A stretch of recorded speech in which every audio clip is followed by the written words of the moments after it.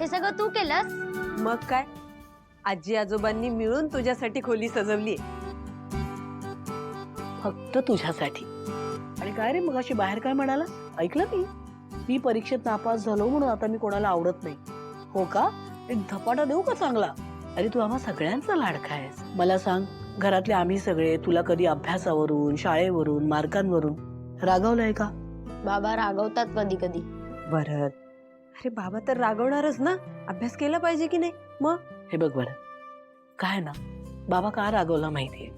कारण त्याला काळजी वाटायला लागली की आता तुला कमी मार्क पडले, तू नापास झाला, आणि यापुढे जर तू असा विचार करायला लागलास, मला काय कमीच मार्क पडतात, आता काय अभ्यास करायला नको, तर म्हणून बाबा रागवला तुझ्या.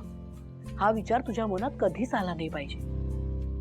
हे बघ, मेहनत करणं, जिद्दीने अभ्यास करणं ही एकच गोष्ट आपल्या हातात असते. आता त्यानंतर समजा आपल्याला यश नाही मिळालं तर ठीक आहे ना, पुन्हा प्रयत्न करायचे. पण तुला कमी मार्क मिळाले किंवा तू पुन्हा नापास झालास तर आमचं प्रेम काही कमी होत नाही रे. तू आमचा लाडकाच राहणार काय, कळतंय का? चला आता आजीला एक छानशी पापी घेऊ द्या. आजी, मी मोठा झालोय ना आता. तू मोठा झालाय? वा रे वा, आजीसाठी नातू कधीच मोठा होत नाही. आणि आता नाही म्हणालच, फक्त घेणारच मी.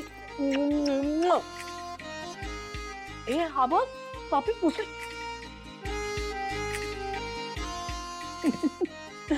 गेला का मनातला राग? आलाच नव्हता, भीती वाटत होती. आमची वरात, तुला ना आमची कधीच भीती नाही वाटली पाहिजे. म्हणजे तुला आमची आणि आम्हाला तुझी. आपल्याला कायम एकमेकांचा आधारच वाटला पाहिजे. अरे त्यासाठी तर कुटुंब असतं. हो आई, आता आजीकडे नको जायला, आपण इकडेच राहूया. म्हणजे तुला परत हे सगळं आवडतंय ना आता? हो, हीच आजी माझी फेवरेट आहे.